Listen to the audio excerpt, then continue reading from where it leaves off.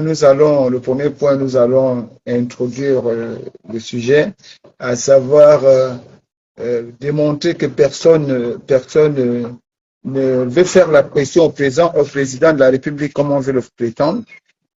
Personne ne fait pression au président de la République. Ensuite, démontrer que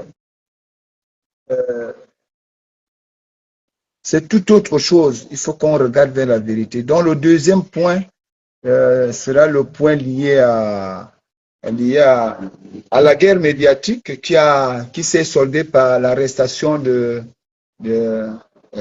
Marcel Libama. Ensuite, nous allons aborder le troisième point qui est celui lié à la précarité, donc à l'essence même, aux objectifs même de la grève des enseignants. À partir de là, comme ça, nous allons terminer notre propos avec la régularisation, toujours un même point qui est un même point central de cette grève. Merci. Donc, nous allons commencer le direct dans quelques minutes. Mais avant de commencer le direct, il est quand même nécessaire qu'on entretienne notre audience. Alors, je vais vous raconter une histoire et vous allez devoir retenir cette histoire-là parce que l'histoire-là va nous servir à la fin de ce live et nous allons comprendre réellement à quoi le Gabon s'expose aujourd'hui dans la continuité des conflits, alors que nous devrions tout faire pour résoudre ces conflits afin de démarrer tous ensemble dans l'harmonie, unis dans la concorde. Voilà, donc notre hymne national nous demande de vivre dans la convivialité, l'amour des uns et des autres. Autrefois, il y avait deux grands amis, et les grands amis avaient décidé de vivre ensemble. Quand ils avaient décidé de vivre ensemble, il y avait le ciel et la terre, les grands amis. Donc le ciel s'était rapproché de la terre, et le ciel avait amené tous ses enfants. Donc, il avait amené ses fils, les fleuves, le ciel, et ses filles, la pluie, et la rivière. Et l'homme avait ses enfants. Les deux vivaient en harmonie, ils étaient tellement rapprochés. Quand la sécheresse voulait toucher la terre sollicitait à son ami, bon, écoute, envoie-moi la pluie. Donc, le ciel demandait à son fils Nuage, programme un peu. Et Nuage appelait sa sœur la pluie pour venir arroser le sol. Ça fonctionnait comme ça. Et toute leur vie, c'est cette harmonie-là. Maintenant, voilà qu'un jour, la terre met au monde une très belle femme. Cette fille aimait beaucoup travailler. Et elle travaillait de jour et de nuit. Mais comme le ciel s'était rapproché de la terre, cette fille-là a commencé à piler les feuilles de manioc. Et à chaque fois qu'elle pilait, elle soulevait tellement haut le pilon que le pilon tapait le front du ciel. Et le ciel ne faisait que crier, elle dit, oh, excuse-moi. Mais elle recommençait, excuse-moi. Elle recommençait, excuse-moi.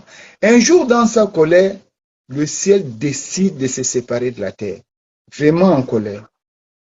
Le ciel est parti. Mais quand le ciel est parti, le ciel a mené seulement deux enfants, nuages et pluie. Et le ciel a abandonné la rivière, le fleuve. Quelque temps après, voyant des difficultés, la pluie ne venait plus. Et les nuages étaient déjà très loin, les nuages ne flottaient plus, ne donnaient plus. Et l'homme, la fille, a décidé de demander pardon. Quand elle avait décidé de demander pardon, elle allait chercher l'or et l'argent. Elle a balancé l'or et l'argent au plus haut. Si vous doutez de l'histoire, là, regardez seulement la nuit. Vous allez voir les étoiles. Ce sont des cicatrices que la petite fille là avait fait au ciel lorsqu'elle pilait le feu de main.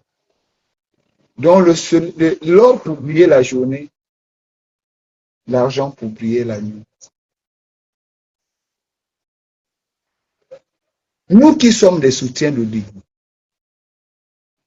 ne soyons pas comme la fille de la terre. Parce que le peuple, c'est ce qui couvre le pouvoir de l'Église. C'est pas bien. Il ne faut pas que ce peuple-là s'éloigne de nous. Au point où nous allons être obligés d'aller chercher l'or et l'argent pour balancer et ne recevoir que des cicatrices. Parce que chaque jour, chaque nuit, le ciel présente à la terre, regarde ce que ta fille a fait. N'éloignons pas Oligui, son peuple. Ne nous éloignons pas du peuple à cause de notre comportement. Parce qu'on pense d'abord à préparer, à nourrir notre ventre. Si vous êtes à côté de Oligui et que vous êtes une mauvaise graine ou que vous aviez mal travaillé, mal fait les choses, le mieux pour vous, je dis bien le mieux pour vous. Vous-même, vous pouvez me dire, Oligui, que non. Monsieur le Président, trouve-moi autre chose, même un peu quelqu'un d'autre là. Mais nous rentrons dans des guerres qui n'ont pas de nom. Et quand le peuple s'éloigne, on accuse d'autres personnes. Parce que moi, j'ai vu un petit frère là, qui d'ici à année blanche, le tort revient aux enseignants et aux activistes de la diaspora. Mon frère, je ne sais pas, peut-être c'est moi qui suis bête, mais il faut nous expliquer ça avec des mots très simples. Comment les activistes de la diaspora ont pu faire pour manipuler les enseignants? Comment veut-on refuser ce qui est réel sous nos yeux au prétexte que c'est quelqu'un d'autre qui fait? Quelles sont les voies de solution que nous avons d'abord proposées et qui ont été rejetées? Alors nous venons maintenant au direct. Il s'avère que les gens en veulent le président. Je ne sais pas, mais je pense que nous n'avons pas épuisé toutes les solutions nécessaires pour résoudre le problème des enseignants. Ici, le vrai problème du président, c'est nous qui sommes ses alliés. Parce que nous aimons tirer les solutions faciles, les solutions qui peuvent arranger nos positions dans la société. C'est nous-mêmes. Le problème, ce n'est pas Oligui. Le problème, ce ne sont pas des enseignants. Le problème, c'est nous-mêmes, nous qui sommes autour de lui là. Nous là. Parce que nous ne pensons pas à protéger le mandat du président, à l'améliorer, à aider le président à atteindre les objectifs escomptés. Ce qui nous intéresse, c'est de pouvoir manger le peu de temps que tous vous êtes là. C'est notre temps. C'est ça. Donc, on ne voit pas. Non, non. Ramasse, tu pars à la maison.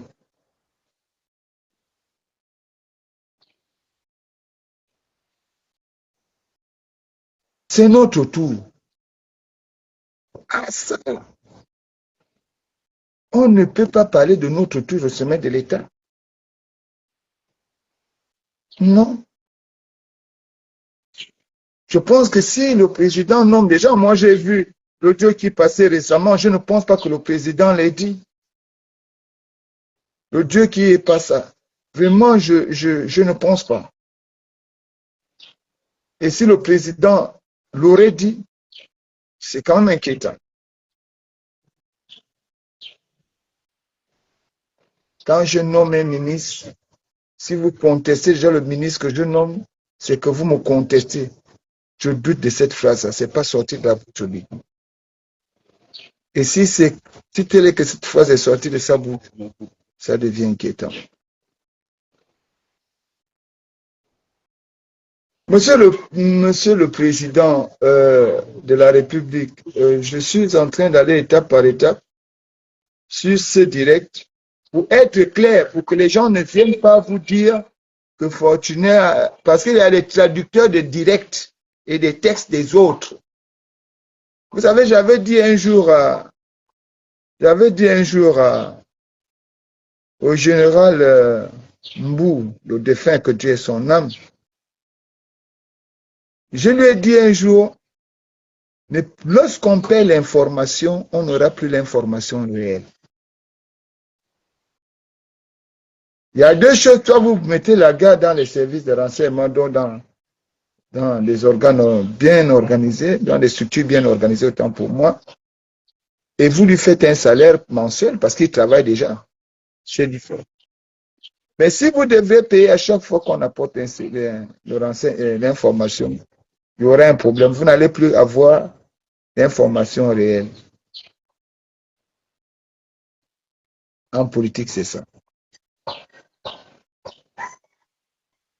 Alors, chaque génération a son prophète.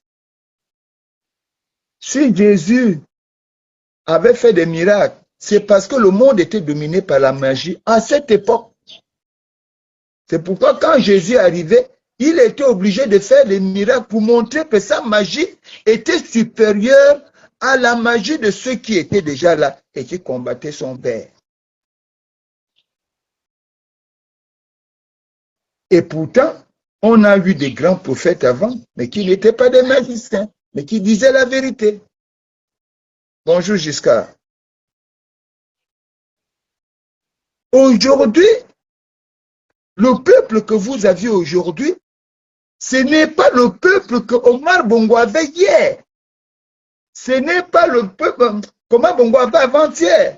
Ce n'est pas le même peuple que Ali Bongo avait hier.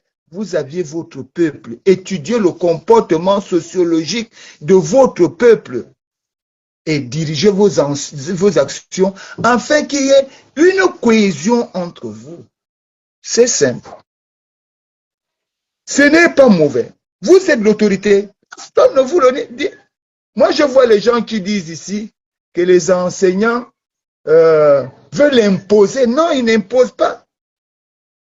Quand votre fille pleure à la maison, l'enfant a faim, l'enfant pleure à la maison, l'enfant n'impose pas. L'enfant transmet la douleur de la faim, le besoin de satisfaction. C'est ce que l'enfant traduit. Et tu vas dire, tais-toi, mais l'enfant ne peut pas se taire puisque elle a mal au ventre. Ses oreilles sont dans le ventre. Et elle n'attend que la satisfaction. Ce n'est pas une manière de dire que on fait la pression, ils font la pression. Non, non, non, non, non, non. Parce que c'est un pilon que vous mettez là qui fait des taloches au ciel et le ciel risque de monter plus haut et la terre va rester en bas. Et vous-même, les mêmes, quand la terre va rester seule, c'est vous qui allez dire qu'on avait bien dit au président Oligui qu'il fallait faire ça. Ah, vous ne l'aviez pas dit. C'est ça aussi le problème. Lorsque vous êtes à côté du président, il faut savoir lui dire la vérité, mais avec la manière, parce que c'est l'autorité. Certains reprochent au président, par exemple, d'avoir utilisé un ton autoritaire. Oui, il voulait asseoir son pouvoir, c'est normal, c'est normal. On aurait dû le comprendre comme ça. Bon, malheureusement, les gens ne l'ont pas compris comme ça. Nous lançons le direct, la guerre médiatique. C'est la guerre médiatique qui amène Marcel Libama et mon oncle Douédor en détention préventive. J'ai envie de présenter les choses à ma manière pour aider non seulement la justice, mais également les autorités de notre pays. Vraiment, humblement, je vous donne mon avis. Vous n'êtes pas obligé d'accepter ce que je vous dis, mais c'est mon avis.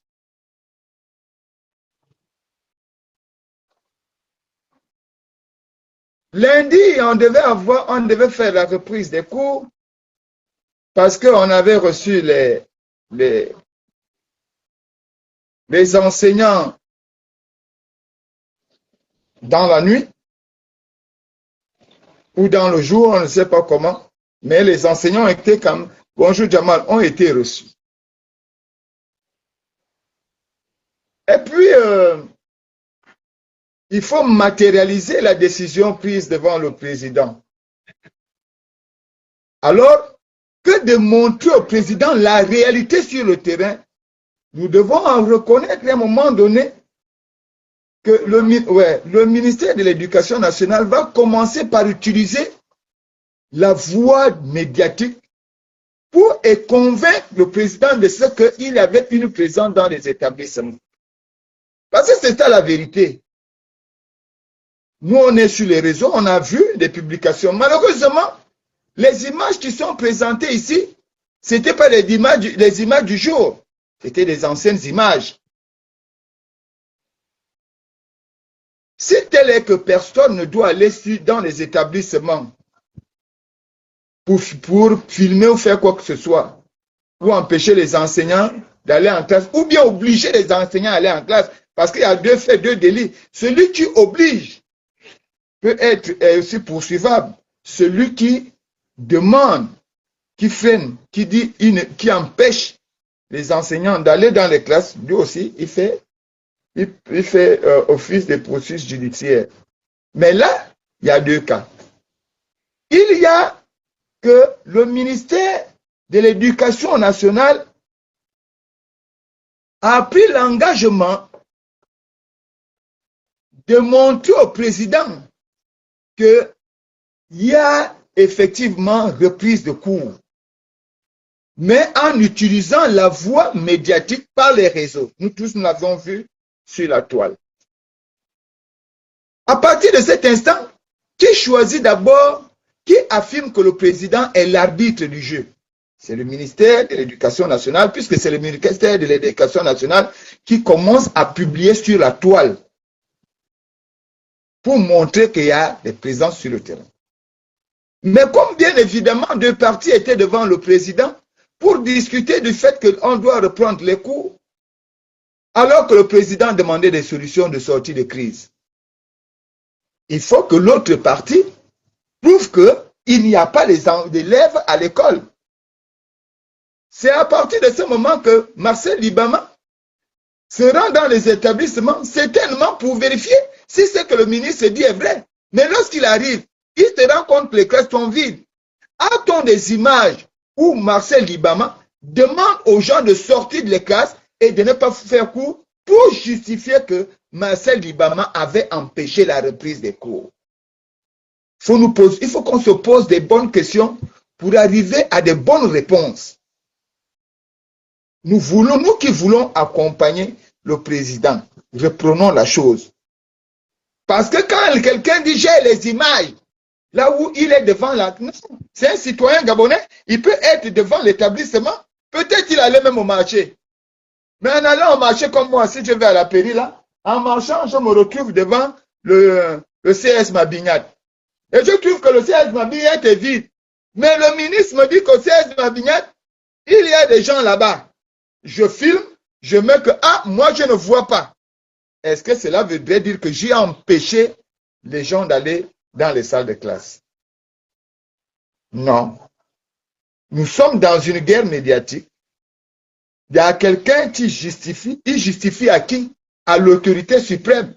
Comme moi aussi, je respecte l'autorité suprême. Je ne veux pas être en faux et ou en mal avec l'autorité suprême. Moi aussi, je vais filmer pour moi. J'envoie ça à l'autorité suprême et on dit que c'est Fortuné qui a tort. Et on met librement en prison. Dans tous les cas, il y a quelqu'un qui voulait mentir au président.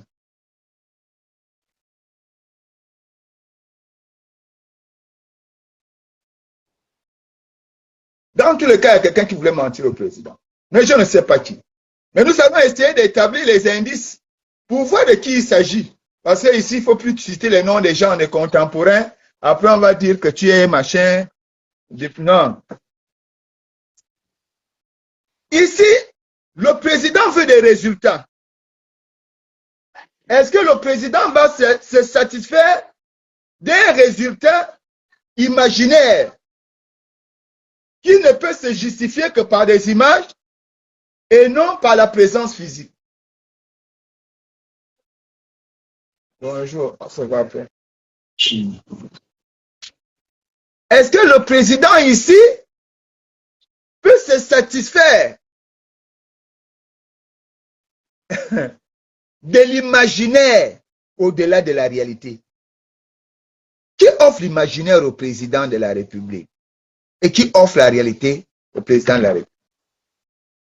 Celui qui offre la réalité au président de la République, c'est celui que nous tous nous connaissons, Marcel Libama, puisqu'il étudie les lieux. Il annonce au président que ce qu'on te dit n'est pas vrai. Mais qui dit ça? On ne sait pas. Mais Libama veut annoncer au président que ce qu'on te dit là n'est pas vrai. Et on transforme la chose. Et on dit que c'est Libama qui empêche aux gens de rentrer dans les classes. Et on l'arrête. Et pour argumenter la chose, nous pouvons encore nous poser la question, si tel est qu'on a arrêté Libama pour trouble à l'ordre public, parce qu'il n'y avait même pas circulation. Trouble à l'ordre public, c'est qu'il y avait circulation et j'empêche aux gens de circuler. Mais si c'est Libama qui a troublé la circulation, donc trouble à l'ordre public, mais que reproche-t-on? Pourquoi va-t-on arrêter Douézor? On s'interroge encore. Douézor qu'on arrête, on l'arrête même pourquoi? Alors, la gymnastique des accusations va s'établir comme si on était aux Jeux Olympiques. À partir de troubles à l'ordre public, et puis on a dit à la manipulation des foules. Si nous rentrons dans la manipulation des foules, les enseignants sont jeunes, inexpérimentés, ils veulent solliciter le cadre de la sagesse pour pouvoir mener à bien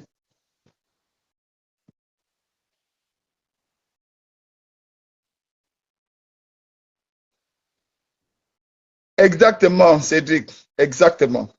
Mais il faut qu'on donne au président les arguments nécessaires pour qu'il a donné son dernier mot.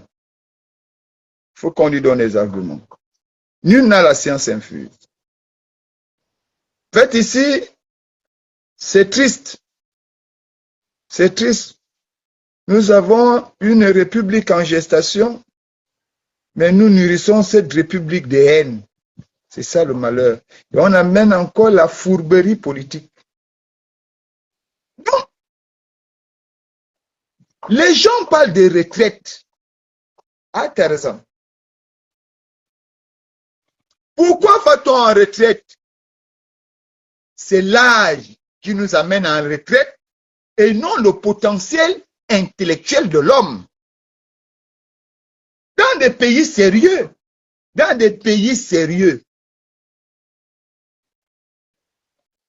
où on a foi au savoir, où on milite pour la préservation du savoir et de la transmission technologique et culturelle, du développement des clichés de connaissances en savoir, mais on ne jette pas le savoir, mes frères. On va en retraite parce que le corps a pris de l'âge, le corps est fatigué. Mais vous restez à la disposition de l'État à cause du savoir intarissable. L'État ici, ce n'est pas seulement le pouvoir, c'est que quel que soit le groupe des Gabonais qui auront besoin de vous, ils peuvent vous appeler. Vous n'avez jamais entendu parler des consultants. Il était arrêté, mais on l'a appelé encore dans sa boîte en tant que consultant. Vous n'avez jamais entendu ça. Et doit apparaître ici comme consultant. Il prend la voix. Et lorsque vous suivez leur discours à ONG, ils durcissent le ton, non pas contre le pouvoir, mais contre les décideurs. Le ministère de tutelle. Parce que c'est un conflit entre les agents et le ministère de tutelle. Ce n'est pas un conflit entre les enseignants et la présidence de la République. Mais comme nous savons faire une gymnastique politique, lorsqu'on est dans l'incapacité de résoudre le problème, on va se cacher derrière le dos du président pour dire au président, protège-moi. Or, c'est l'effet contraire. C'est nous qui sommes les alliés du président qui devrions protéger le président. C'est le pouvoir exécutif dans les ministres qui doivent protéger le président et non l'effet contraire. Mais apparemment, ça dure depuis des années. C'est le président qui doit protéger les ministres, mais les ministres ne le protègent pas. Personne ne veut enlever personne au pouvoir. Oh mon Dieu, personne. Alors, celui qui a présenté le réel ici, il veut dire la vérité et qui est loyal avec le président de la République, c'est Marcel Libama. Ayons l'intelligence, l'honnêteté intellectuelle de le dire. Disons, Marcel Libama, tu as raison. C'est toi qui as présenté le réel. Parce que depuis que Marcel Libama est séquestré, où sont les élèves, puisque c'est lui qui a empêché? Et on nous demande de rire, de danser. Enfant dit, quand tu dépèces le poussin, le caneton te regarde. Papa, papa, papa, papa, papa, monsieur. Merci, c'est gentil.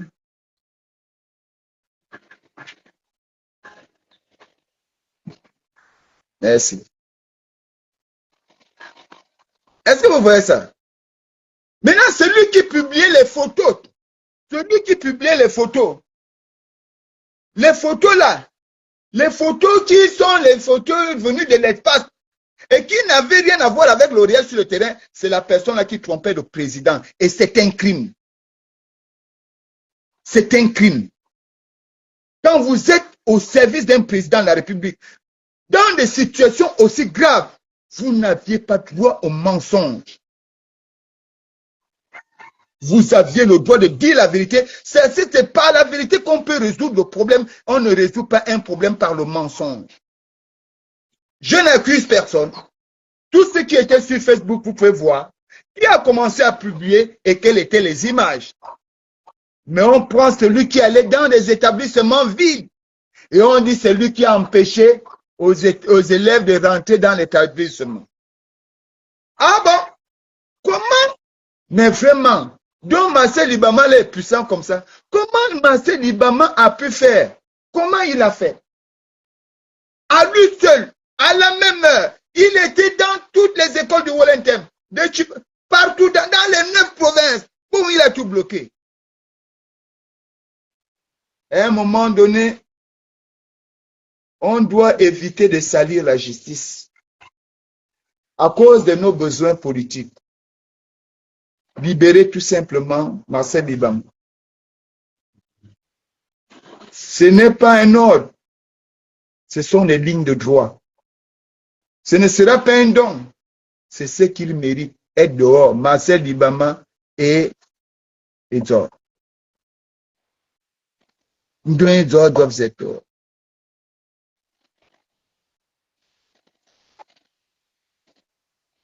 Exactement.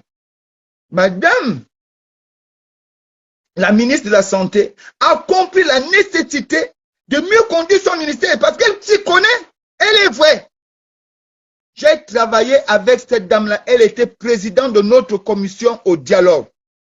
Je vous assure que quelles que soient ses responsabilités, si on l'appelle au téléphone quelqu'un est malade, elle est impatient, la dame va tout faire pour repartir et se mettre au service de son patient. Vous savez, elle avait une phrase à l'époque, je vais rappeler la phrase parce que je l'ai connue par quelqu'un d'autre. Le travail c'est bien, mais la santé c'est mieux. Le travail c'est bien, mais la santé c'est mieux. Vous voyez la grandeur de cette dame, ministre de la Santé? Vous voyez la grandeur de cette dame? C'est ça quand on est au service. On est au service d'un homme et qu'on veut accompagner sa politique. Nous allons à la recherche des problèmes pour les résoudre. On n'étouffe pas les gens. On ne les étouffe pas. Maintenant, nous allons passer au troisième point, la précarité des enseignants, qui est le véritable problème de cette grève. Ah, on a d'abord déterminé le mensonge en haut là-bas, non?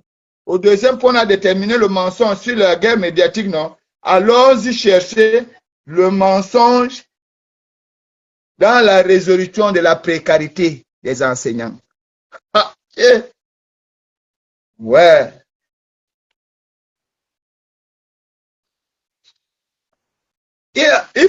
Il faut d'abord noter que je n'ai pas le temps de vous lire la loi numéro 8/91, article 9. Vous pouvez aller le lire parce que j'ai voulu télécharger ça ici, mais je n'arrive pas à l'ouvrir. Ah tiens, ça va, c'est bon. La loi numéro 10/91 du 26 décembre 1991 au Gabon est le statut général des fonctionnaires, un texte fondamental qui régit le recrutement, les droits, les devoirs, les conditions d'exercice. Ah, ça c'est encore éteint. Bon, en tout cas, vous allez lire vous-même. Ça c'est encore éteint.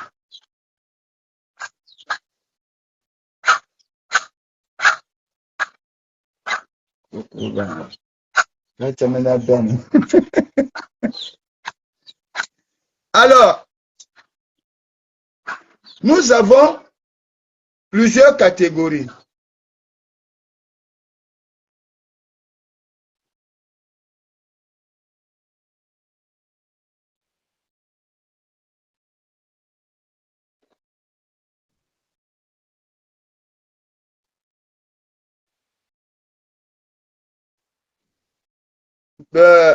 Nous allons prendre cadeau ici.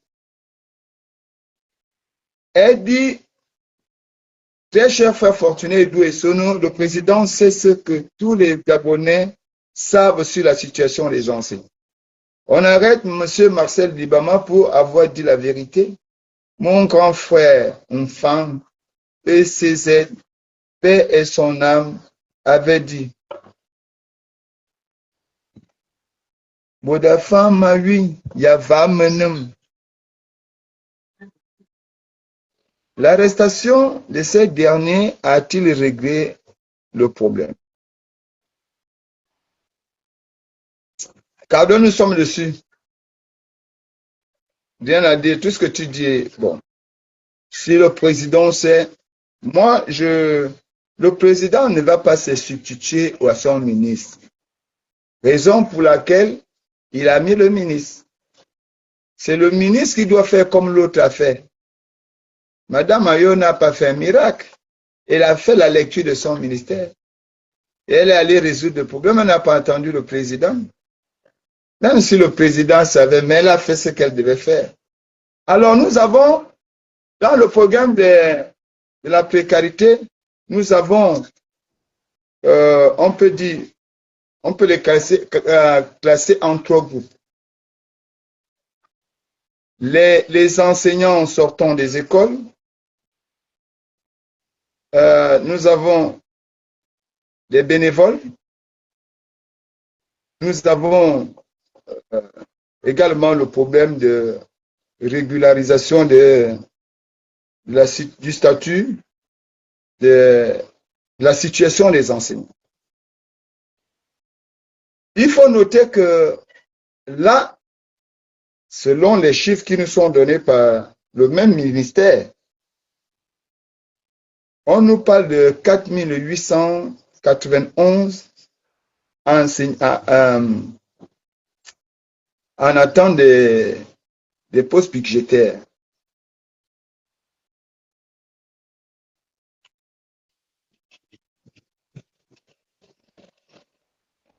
Quand nous rentrons dans les retenez les chiffres, hein, 4891 en attente de postes budgétaires ou soldes posés. Maintenant, nous prenons le cas des enseignants qui sont allés à l'école, qui sont allés apprendre, qui ont eu des diplômes et qui doivent rentrer pour travailler. Ces enseignants, toujours eux-mêmes, nous on ne crée pas, les chiffres qu'eux-mêmes nous ont donnés. Ils nous parlent de 1141. Dans les 1141 là, on va noter qu'il y a aujourd'hui 328 en solde. Donc 328 qui sont rentrés en possession de leur poste budgétaire. Il y a 692 en pré-salaire. Il faut d'abord noter que celui qui a déjà son poste budgétaire a un salaire, une rémunération régulière, constante. Mais celui-là qui est en pré-salaire, il a comment dire, c'est une rémunération précaire. On te donne comme ça. Et c'est spontané. C'est pas que c'est constant. Il faut d'abord noter ça. Il faut noter. Alors, il y a 121 qui sont là, qui vont rester là sans salaire. Mais ils travaillent, ils vont à l'école. Ça, c'est ceux qui sortent à l'école. Donc, ceux qui sortent de l'école, il y a 121 qui sont sans salaire. Il y a 692 qui sont en pré-salaire. Sinon, c'est seulement 328 qui ont déjà des postes budgétaires. Donc, en résultat, normalement, ceux qui sont dans la situation précaire, il reste combien? On a 692 plus 121. Tu vois? 813. Donc, 813 qui sont en situation précaire. Là, c'est ceux qui sortent de l'école. Sortis de l'école. On entend école ici, NS, NI, N7. Maintenant, on a des enseignants. Parce que je vous ai dit de prendre d'abord le chiffre, de bien garder le chiffre du départ. Hein. Vous gardez les 4891. Vous gardez ce chiffre-là.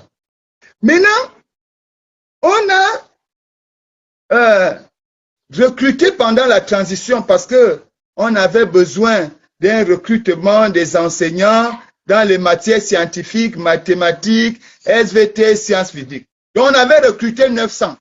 Ça, c'est toujours eux-mêmes. Jusque-là, nous, on n'a pas encore donné notre avis.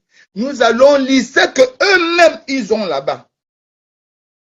Là-bas, ils ont recruté 900. En recrutant 900, ils ont mis 100 en pré-salaire. 108 en pré-salaire. Donc, on a 108. 108 en pré-salaire. 792, nada, sans salaire. Donc, ça fait quoi? Ça fait que les 900 là viennent s'ajouter aux 813 précaires qui n'ont rien. Ils n'ont pas de poste, ils n'ont rien. Parce que pré-salaire, je vous ai dit, c'est rien du tout, c'est les pipis de chat. Donc, on prend 900, 813. 1713 enseignants sans rien. Mais ils enseignent depuis 5, 4, 6, 7 ans. Ils sont là, ils travaillent. D'autres arrivent même à 10 ans aujourd'hui. On continue. Nous ne sommes contre personne, mais nous refusons que le président soit trompé. Moi, je ne suis pas de ceux qui disent le président connaît. Je suis de ceux qui disent il connaît, mais il a besoin que nous-mêmes, parce que même Dieu, Il connaît ce que tu ressens, mais il veut que toi-même tu parles.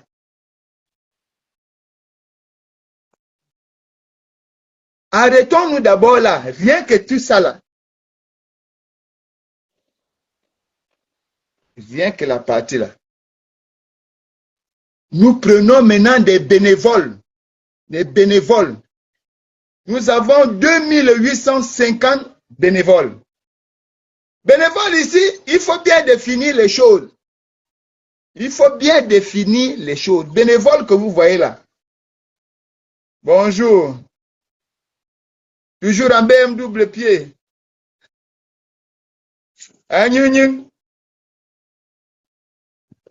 Alors, nous sommes maintenant au niveau des bénévoles. On a terminé avec ceux qui sont sortis de l'école. On a terminé avec les 900 qu'ils ont recrutés. Maintenant, les bénévoles qui sont à 2850 sont là.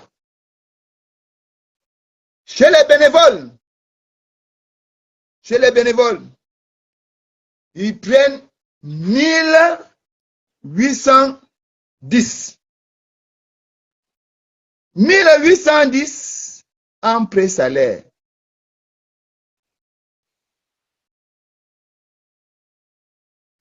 Et le reste sans salaire, donc 792.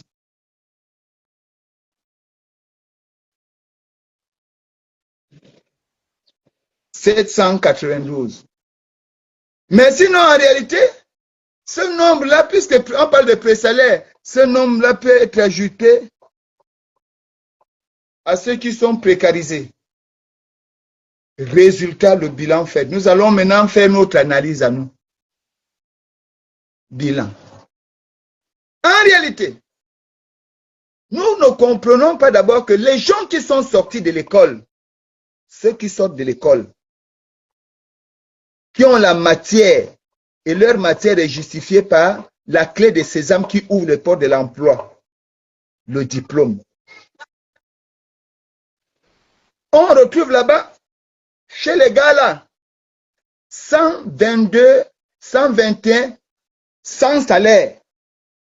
Et puis, on va regarder chez ceux-là qui ont été recrutés par le ministère, c'est parce qu'ils avaient un potentiel recruté, parce qu'ils avaient un potentiel.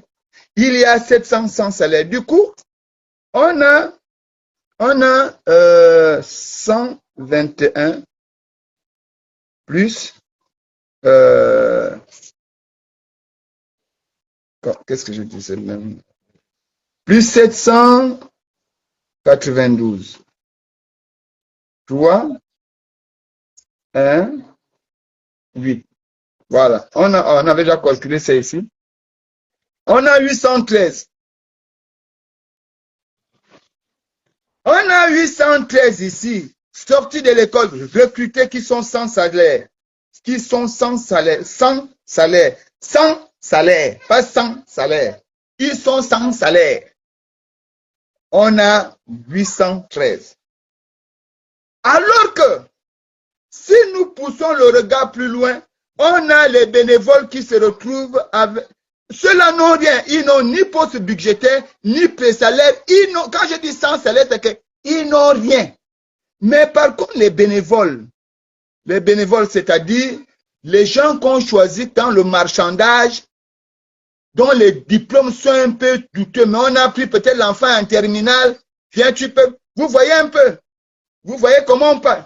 Donc ceux-là, on les prend, on les amène. Donc là-bas, ils donnent 1810 sont en pré-salaire. Et ceux qui sortent de l'école, qui ont des diplômes, 800 sans salaire. Mais comment peut-on d'abord donner des pré-salaires à ceux qui n'ont pas les diplômes? Ceux-là qu'on a recrutés à la va-vite comme ça dans un marchandage. Il y a un problème, allez-y regarder là-bas, il y a trop de poudre. Là-bas, il y a un flou. Parce que normalement, le méritant ici, c'est celui qui est détenteur d'un diplôme et qui est aguerri dans la matière. C'est celui-là qu'on devrait d'abord mettre en pré-salaire si on ne peut pas lui donner un poste budgétaire. Mais on ne peut pas sauter celui qui est en droit Puisque si vous voyez 1810 et 813, 813 méritants qui n'ont ni pré-salaire ni salaire. 800, c'est-à-dire que 800 méritants sortis de l'école, recrutés, qui sont là, 813 sans salaire, mais il y a en haut ceux-là qui ont été recrutés comme ça du bénévolat, qu'on a ramassé, les ramassis. On a amené dans l'enseignement pour enseigner du bénévolat. Eux, ils ont déjà 1810 personnes qui sont en pré-salaire. Est-ce que là, il n'y a pas l'injustice? Pourquoi on ne dit pas ça? On cite les chiffres comme ça, mais on ne détaille pas les chiffres. Pourquoi? Pourquoi avoir caché ça? Que ceux qui sont sortis de l'école aujourd'hui, il y a beaucoup qui ont été formés, sortis de l'école, ils ont appris, ils ont étudié les leçons. Mais sortis de l'école, ceux-là,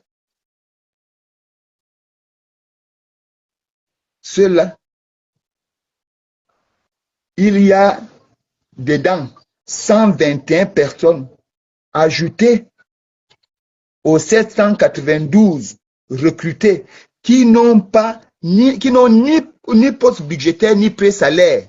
Mais pourtant, les gars qu'on a, les bénévoles qu'on a pris là, niveau terminal, genre les gars qu'on ramasse comme ça, diplôme d'auteur, ils ne sont pas qualifiés en la matière parce que aucun diplôme, ils n'ont pas la clé de sésame d'entrer à l'éducation nationale. Non, les amène ici pour aider. Comment cela se retrouve à 1810 personnes détenteurs en situation, détenteurs d'un pré-salaire, alors que ceux qui sont à l'école n'en ont pas? Expliquez-nous ça comme si on était au CP1. Nous, on veut comprendre. Ça, c'est la première chose où on trompe le président. C'est là où il y a eu les magouilles. Les parents. Tu prends ton parent, tu mets, tu t'en fous. On met ton parent en pré-salaire. Parfois même, si on remonte au-dessus, on va même trouver les bénévoles qui se sont retrouvés avec des postes budgétaires. Résultat, les diplômés sont à la maison. Et tant de diplômes douteux sont en train de travailler.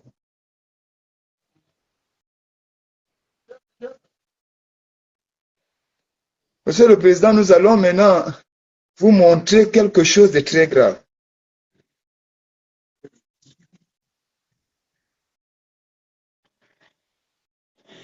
Nous avons, comme sortant de l'école, sans salaire, 913. Ceux qui sont qui ont des postes budgétaires, 328.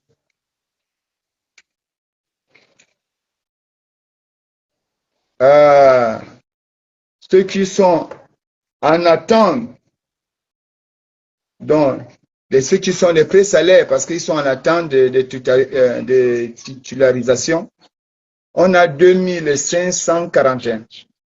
2546. Non, 2546, excusez-moi. 2546. Nous avons les sans salaire, les sans rien, ni pré-salaire, ni poste budgétaire, 1953. Monsieur le Président, quand vous voulez trouver la somme de ceux qui sont précaires dans cette situation, vous prenez ceux qui sont en pré-salaire, vous ajoutez à ceux qui sont sans salaire, et on trouve le nombre. Nous, on peut déjà vous trouver le nombre ici. Nous sommes à 4463 précaires. Voilà 4463 enseignants qui sont là. Donc, 4463 qui sont là. Dans les 4463 là, Monsieur le Président, aucune menace liée au salaire ne les influence.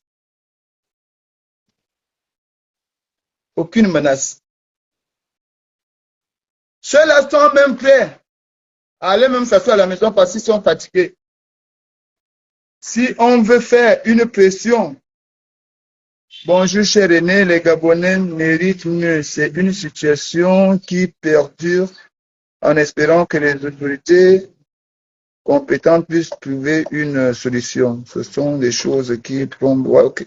D'accord, merci. Donc, on a là. Excuse-moi, on a un direct. On a un direct. Ok, d'accord. Ok, d'accord. Donc, peut-être le retour. D'accord. Donc, nous avons 4463 qui, c'est-à-dire que tout confondu, entrant, sortant, comme vous-même vous pouvez le dire, on a tout déterminé, c'est-à-dire ceux qui sortent de l'école, on prend ceux qui, déjà même ceux qui ont été recrutés rentrent directement de plein fouet.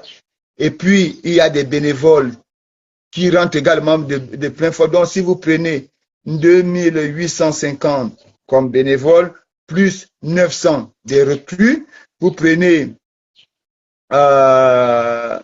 813 qui sortent de l'école, qui sont en situation précaire, vous les additionnez, vous êtes à 4463 individus enseignants qui n'ont rien à foutre de la suppression du salaire parce qu'ils n'en ont pas.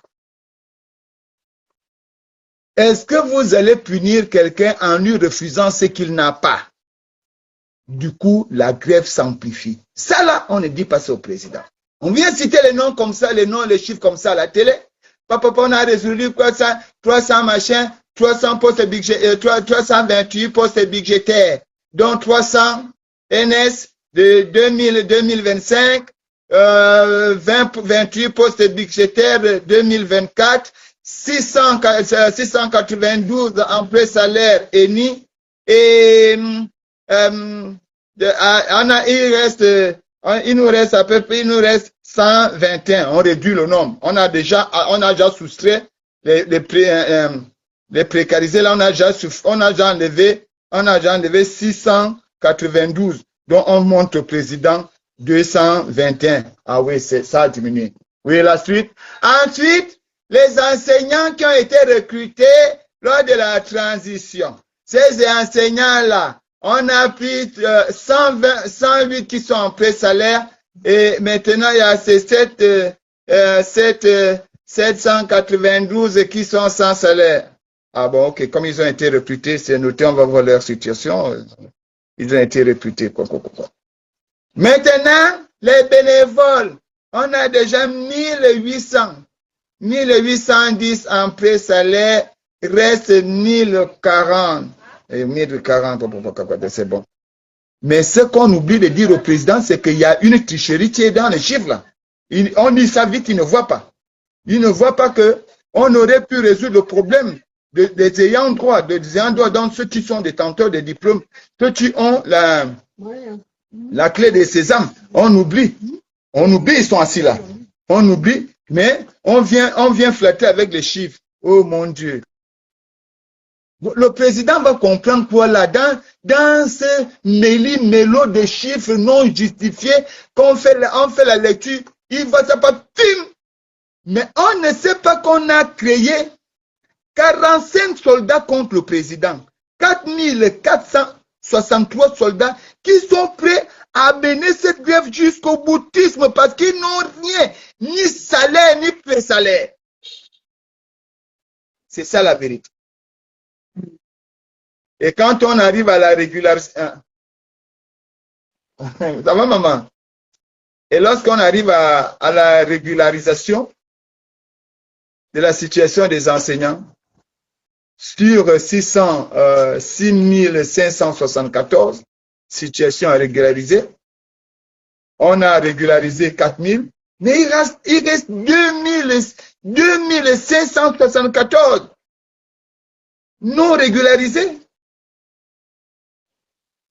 Et quand on vient les ajouter, Aux 400, on vient les ajouter aux 4463. Quand on prend les 2574 qu'on ajoute aux 4463, on a 7.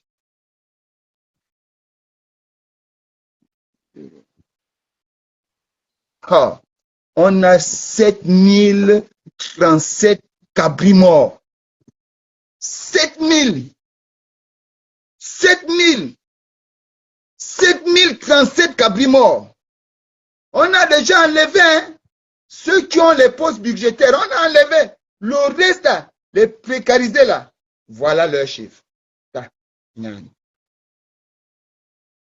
Et c'est avec ces gens-là, des gens dont on n'a pas la possibilité, on n'a pas un moyen de pression sur eux, et nous voulons jouer.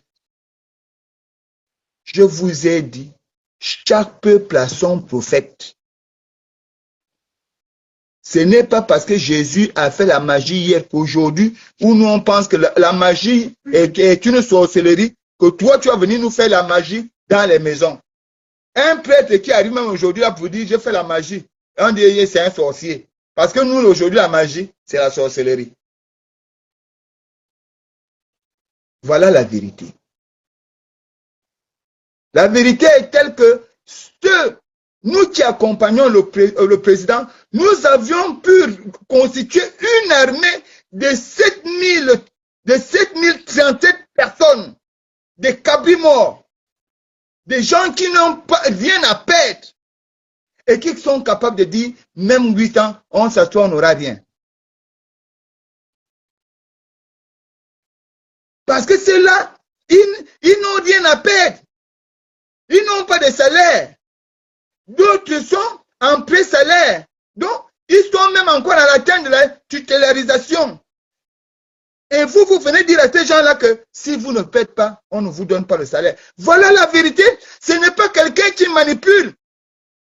C'est nous-mêmes, nous avons oublié que dans ce groupe-là, il y avait des gars qui étaient dans une situation aussi précaire qu'ils sont prêts à accepter la mort que de revenir. Nous n'avons pas cherché à les retrouver. Nous sommes venus dire ça à la télé comme c'était les bons mots. Mais après cette lecture, beaucoup n'ont pas pris le temps d'aller regarder à l'intérieur. Bonjour Gloria, pour mieux voir ce qui se passe. On nous a dit, parce que quand on vous dit un truc à la télé et que vous ne prenez pas le temps de l'enregistrer, de bien comprendre, vous vous dites que les choses sont bien parce qu'il y a des gros mots. Communiqué de l'éducation nationale. 4891 enseignants en attente de poste budgétaire. Enseignants sortant de l'école, 1141. 300 NS, 2005 ajoutés à 28 en 2024. 328 postes budgétaires ont été obtenus. On a travaillé toute l'année, on a su faire ça. Et puis, 72 en situation pré-salaire. Reste aujourd'hui 122, 121. Oh, bravo! On continue. On ne va pas regarder à l'intérieur. 900 ont été recrutés pendant la transition. Pendant la transition là, 108 en pré-salaire. Et il ne reste aujourd'hui 792 sans salaire. Donc, on a pu éponger 108 dossiers.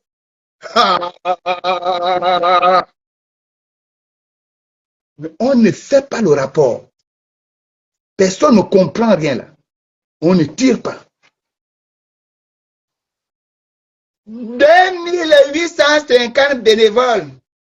On ne vous dit pas qui est bénévole. Bénévole là. On prend même son fer à la maison. On va mettre là-bas. Ah, viens, tu as ton bac, non? Amène ça demain, je t'inscris seulement. Tu vas aller faire le bénévole. On doit maintenant attribuer les pré-salaires. Non, mais d'abord le nom de mon frère. Pardon. Mais ton frère, il est bénévolat. Il fait du bénévolat. Il n'est pas comme celui qui est allé à l'école, qui a fait l'école et qui a le diplôme. Donc, donnez d'abord à ceux-là, aux ayants droit. Normalement, chez les enseignants, les ayants droit, les sorties de l'école, on ne devait pas trouver quelqu'un là-bas sans salaire. S'il n'a pas son poste budgétaire, s'il n'est pas à l'attente de sa titularisation, mais l'enseignant là devait déjà avoir quand même le pré-salaire.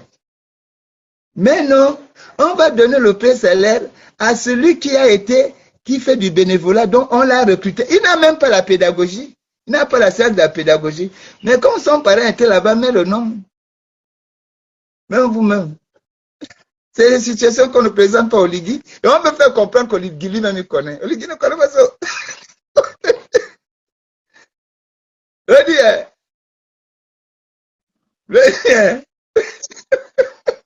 Oligui ne connaît pas ça. Je vous assure. On ne va même pas aller en fond. Les business qui se font en ressources humaines, c'est tous les problèmes dans tous les ministères. Les ressources humaines, c'est le plus gros problème des ministères. Même à la défense, tu veux monter en grade si tu as un problème qui est aux ressources humaines, qui fait le rapport? Vous savez, quand vous êtes en entreprise, quand on vous dit que chef, quelqu'un, il a la direction des ressources humaines, il faut faire attention avec la personne. C'est des grands congosistes. Ils sont comme des gendarmes. Ils ont toujours le bic et la feuille. Ils notent tout. Ils sont comme ça. Voilà. Vous voulez régulariser, vous voulez entraîner le président en erreur. Vous venez sur... non, ce n'est pas un problème de l'homme le mieux renseigné. Oligui humain, il est renseigné, il faisait quel renseignement? Il faisait le renseignement pour protéger le président. Les présidents. Maintenant, aujourd'hui, c'est à nous de faire sa sécurité, d'apporter les informations réelles.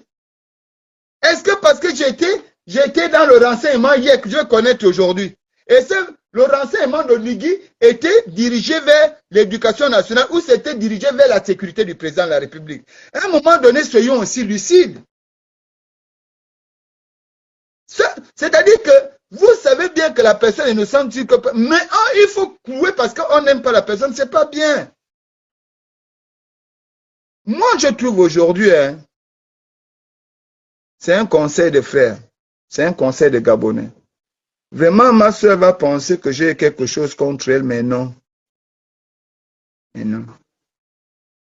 Vous savez, un jour, Jésus et son père allaient vérifier les plantations. Donc, Jésus et son père sont allés vérifier les plantations des arbres fruitiers.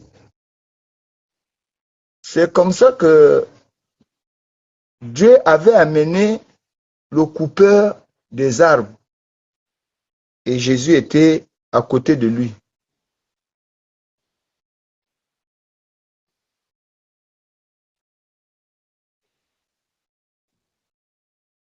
Pendant qu'il vérifiait les arbres, lorsque Dieu voyait un arbre avec une maladie sur une branche, la maladie là, nous on appelait ça bonomotoro.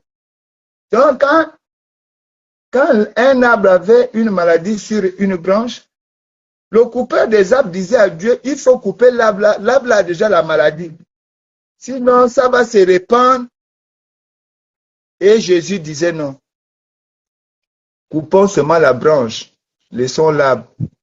Comme ça, la maladie ne va pas toucher le reste des branches.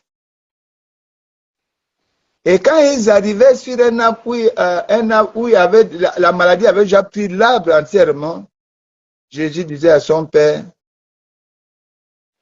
on peut couper. Non, je n'ai pas dit que c'était un nouveau-né. C'est pas ce que je dis. Ne déviez pas le débat, s'il vous plaît. Restons dans le cadre du débat. Ayons des arguments qui vont dans le sens de... Tu voyais, c'est ça aussi. C'est-à-dire que quand nous, on fait un effort de de souvent dire la vérité et beaucoup font un effort de trouver l'occasion de dénigrer le président, c'est pas bien. Et vous allez radicaliser tous les deux côtés. Parce que si vous pouvez vous radicaliser, c'est que l'autre côté aussi peut se radicaliser. Et c'est pas le Gabon qui gagne. Nous avons tout intérêt à nous ouvrir les uns des autres. Tout intérêt. On n'a rien à gagner à nous faire une guerre non-sens. Ce qui arrive là, c'est pas le président. C'est pas Oligui qui a, au lieu de d'abord donner les pré-salaires à ceux qui ont des diplômes, a préféré donner ça aux bénévoles. Oligui n'était pas quand c'est arrivé. Les chiffres là datent depuis.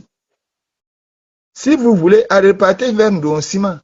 Parce que Ndonsima, c'est lui qui avait essayé de régler le problème, le dossier là. Repartez vers lui, il va vous expliquer. Essayons de régler les problèmes de notre pays avec amour, les uns envers les autres. Même dans la contradiction, essayons de tendre la main. Trouvons des bonnes solutions. Essayons de rechercher. Parce que c'est ce qui arrive aujourd'hui. On veut se maintenir, on préfère utiliser le mensonge.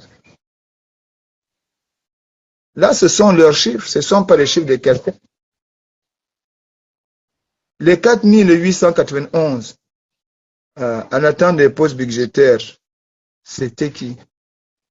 C'est le ministère qui a donné ça? Ce n'est pas le président. C'est le ministère qui a fait la répartition, dont 1141 pour ceux qui sortent de l'école, et qui nous a dit que 328, y compris donc 300 2005 et 28 2004, qui sont aujourd'hui détenteurs de leur poste budgétaire, et qu'il y avait 692 qui étaient en pré-salaire et 121 sans salaire. C'est le ministère. C'est le ministère qui nous a dit qu'il y avait 9 enseignants qui avaient été recrutés durant la transition pour effectivement donner des cours de sciences physiques et mathématiques, et que parmi eux, il y avait 108 qui étaient en situation pré-salaire et que 792 étaient sans salaire. C'est le ministère de l'Éducation nationale. Ce n'est pas le président de la République. C'est le ministère de l'Éducation nationale.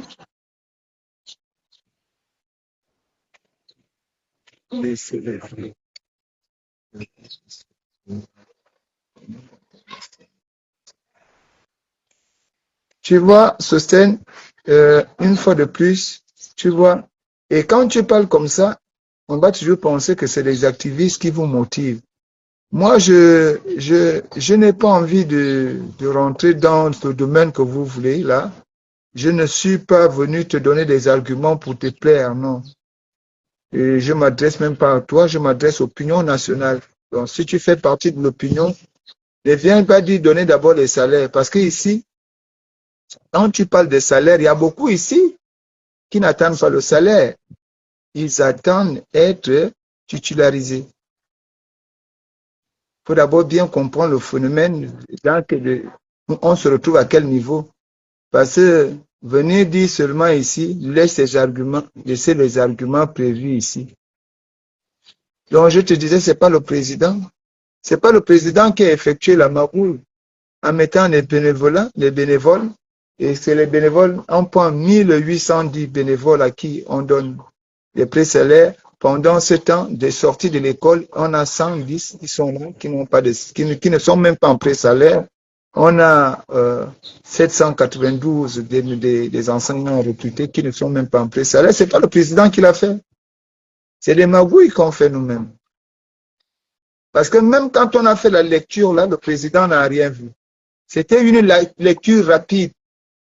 On n'a pas nuancé le problème qui était dans cette lecture.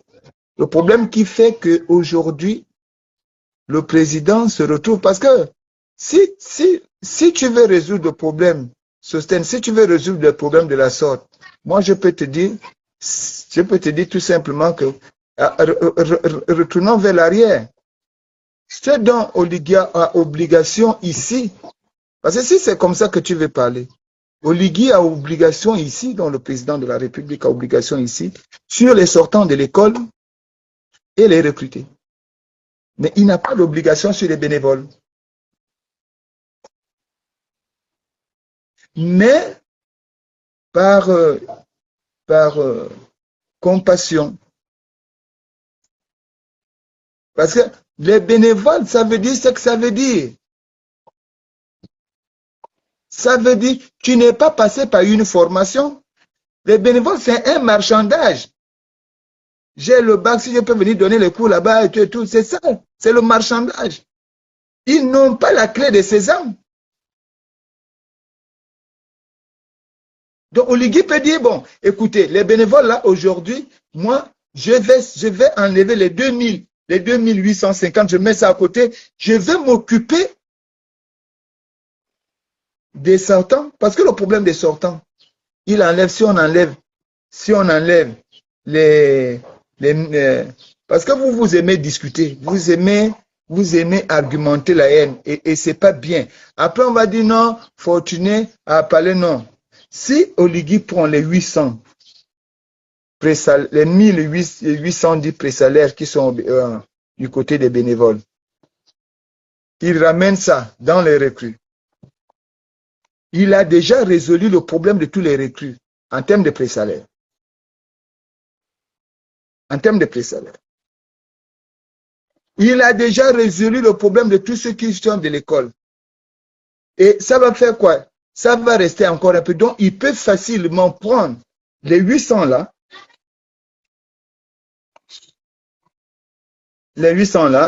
y compris les 100, les 121 là, il additionne ça. Donc, s'il prend les 900 qui ont été recrutés, il additionne ça avec les 121, dont 900 recrutés, et ça lui fait combien? Ça fait 1021. Donc, si tu vois 1021, tu prends 1810 des bénévoles, nos frères, tous ceux qui font du bénévolat là.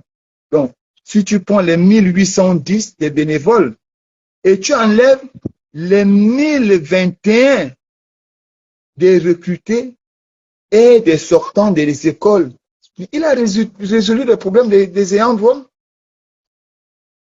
faut pas vouloir tenir les arguments qui n'aident même pas les enseignants. Nous voulons résoudre un problème n'amenant pas un ton de haine. Mais il faut d'abord le salaire. Tu sais que le salaire vers qui? Nous présentons la situation ici afin que le président puisse avoir un regard de père de la nation sur tout le monde. Et nous montrons, parce que le problème se situe ici. Le problème se situe là. C'est là-bas le problème. Comment on a fait pour avoir 1810 pré-salaires pour des bénévoles, alors que de l'autre côté, on avait 1021 méritants, mais qui se retrouvent sans rien. Oui, bonjour, ça va? Oui. C'est-à-dire, si on prend 1021, même comment, on va enlever les 108. Donc, on enlève les 108. J'avais déjà calculé ça ici. 108.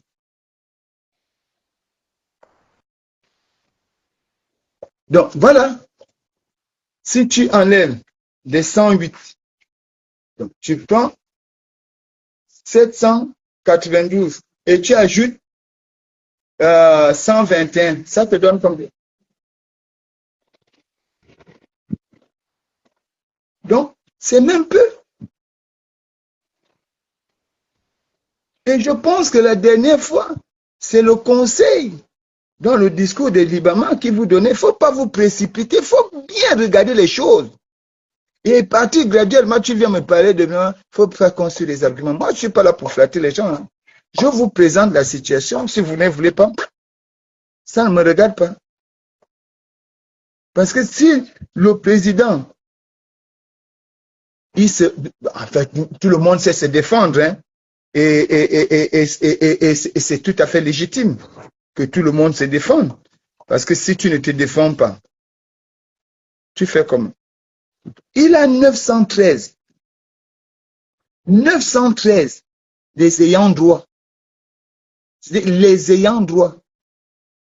913.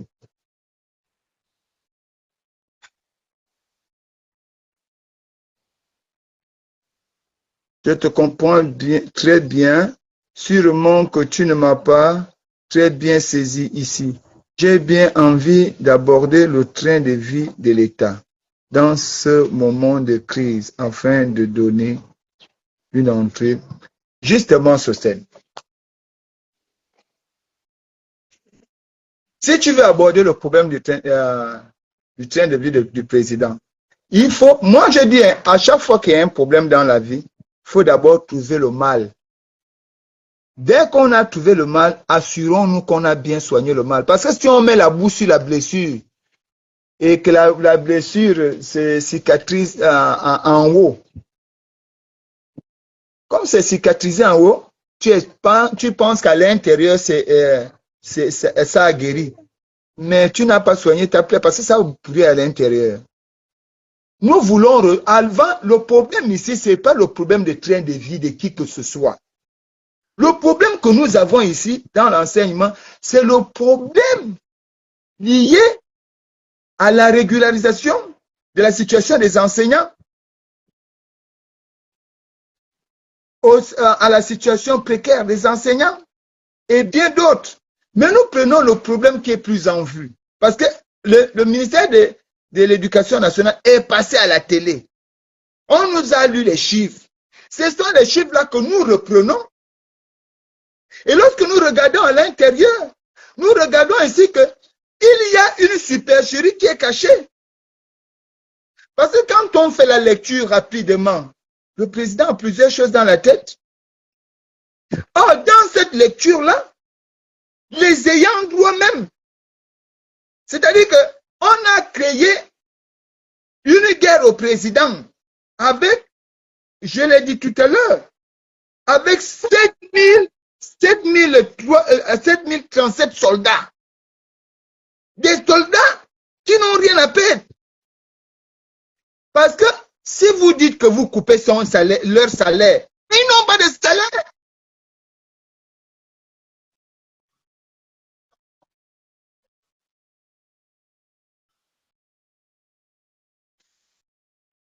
Ils n'ont pas de salaire.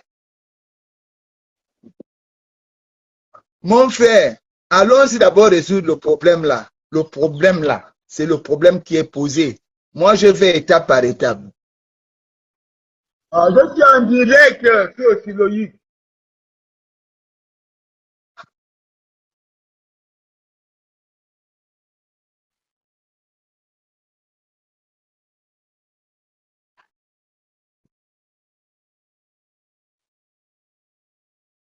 Mais justement,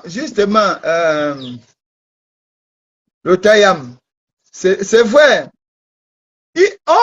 C'est-à-dire qu'il faut d'abord trouver le problème, il faut d'abord situer le problème. Il faut situer le problème. Une fois on a situé le problème, à partir du moment où on a détecté la source du problème, on peut déjà savoir ce qu'on peut aller prendre là-bas pour équilibrer ici. Mais si on n'arrive pas, merci Marie, le problème est très profond. Nous devons d'abord chercher, diagnostiquer le problème. Si on arrive à trouver le problème ici, c'est ce qui va nous permettre ici de savoir ce qu'on peut prendre ici pour ajuster afin d'équilibrer. Mais on ne cherche pas le problème, on va aller équilibrer. On va équilibrer quoi? C'est ça. Il faut d'abord aller à la source du problème.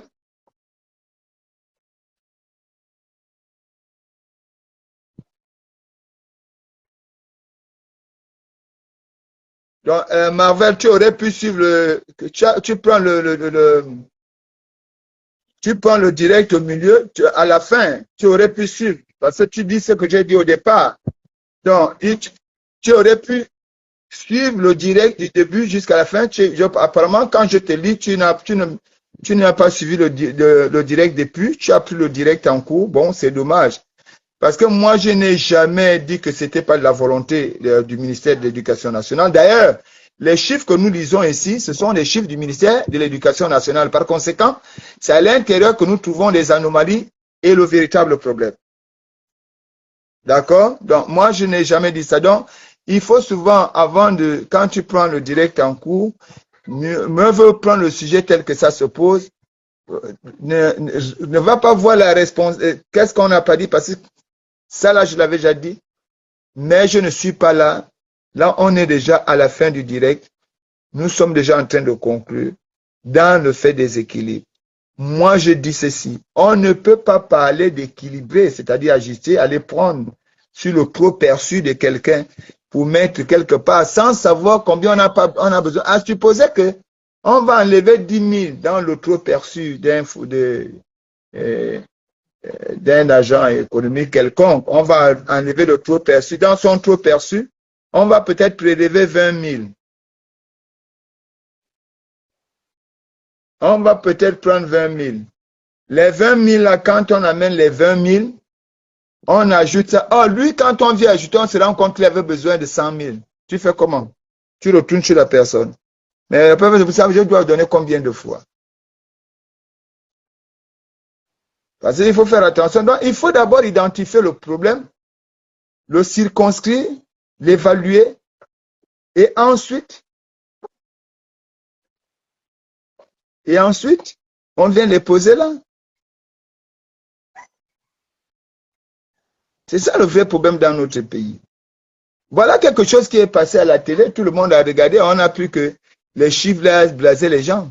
Non, on a poussé le Gabonais à se concentrer sur quelque chose, sur les 320, 28 avec 600 machin. On a poussé les Gabonais à se concentrer là-bas, alors que on n'a pas dit aux Gabonais qu'on avait déjà formé 7037 soldats sans salaire précaire au Gabon, qui sont prêts à se battre pour manger parce qu'ils ont travaillé. Les bénévoles ont donné de leur travail. Pendant plusieurs années, ils n'ont pas été rémunérés. Mais il y a le fond. Puisque c'est nous qui payons les sans salaire, nous les parents d'élèves, on cotise dans les établissements. Mais la bourse qui est préservée au ministère de l'argent là va où? L'argent là va où? L'argent là, ça va où? Quoi que chaque année c'est comme ça, on n'inscrit pas ça sur la ligne budgétaire. Où va cet argent?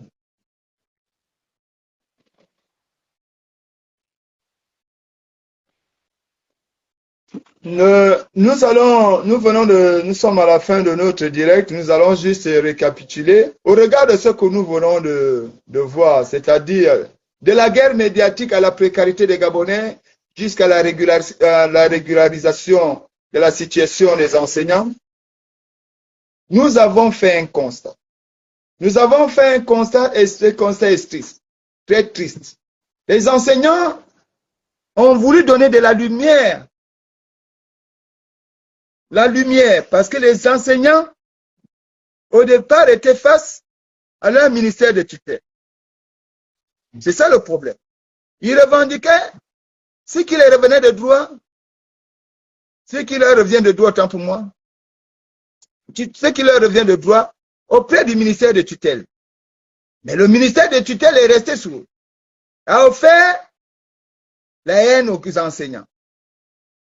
Les enseignants se sont préparés et ont boudé, non, ce n'est pas de la mendicité, c'est un droit inaliénable. Comme d'habitude, le ministère de tutelle est allé se cacher derrière le dos du président de la République avec des arguments biaisés, avec l'expression de la fourberie. La première chose, c'est que la condamnation de Marcel Libama et de Doezo ne s'y est pas. Parce que les coupables ici, ce sont ceux qui voulaient mentir au président en présentant des photos qui n'existent nulle part, des photos de l'espace. Ceux qui ont montré des images imaginaires au président de la République, ce sont eux les véritables coupables. Ce sont eux les véritables coupables. Ce n'est pas Marcel Libama qui a voulu montrer la vérité au président en utilisant aussi la même voie de la guerre médiatique que le ministère avait instauré. Ce ne sont pas les enseignants qui ont instauré la guerre médiatique. Non, c'est le ministère. Les enseignants n'ont fait que riposter dans ce sens. Mais ce sont eux qui sont en prison. Entre les deux, qui on a condamné? Le mensonge ou la vérité? Voilà qu'on vient de condamner la vérité pour servir le mensonge. Mieux, il donne comme argument que M. Edouard Troubel a fait Marcel Libama est condamné pour trouble à l'ordre public. Mais aucune image ne montre la population en train de circuler dans les établissements et Marcel Libama en train de les empêcher de rentrer dans les établissements. On condamne encore la vérité et le mensonge est en liberté. Mieux, au moment où les enseignants sont en train de revendiquer quelque chose qui est réel, on fait savoir à l'opinion nationale et internationale que les enseignants complotent contre le président de la République, que les enseignants veulent faire pression au président de la République, et certains vont jusqu'à dire que les enseignants sont manipulés. Et pourtant, ceux qui publient les chiffres ici, c'est le ministère de l'Éducation nationale. Et c'est dans ces chiffres que nous trouvons des erreurs, des incompréhensions, des incongruités. Qui est contre le président de la République? Qui est réellement contre sa publique? Son pouvoir? Est-ce son peuple qui pleure à cause des injustices de ceux qui sont au sommet? Ou ceux qui sont au sommet qui prônent l'arrogance et le mépris des autres?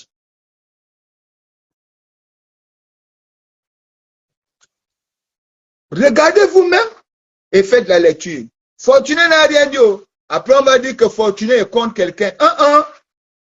Les chiffres, nous avons analysé les chiffres. Monsieur le Président de la République, si ce n'est pas contre vous, ils sont contre le Gabon. Il vient de former 7037 soldats contre vous. Des soldats qui sont prêts à mourir, qui n'ont plus rien à attendre.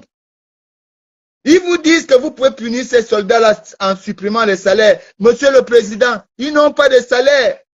Qu'ils vous donnent des chiffres réels. Et calculez, Monsieur le Président, vous allez trouver une armée de 7037 personnes prêtes à mourir. Ce sont ces 7000-là que nous devons aller conquérir. Et non conquérir les ministres. Monsieur le Président,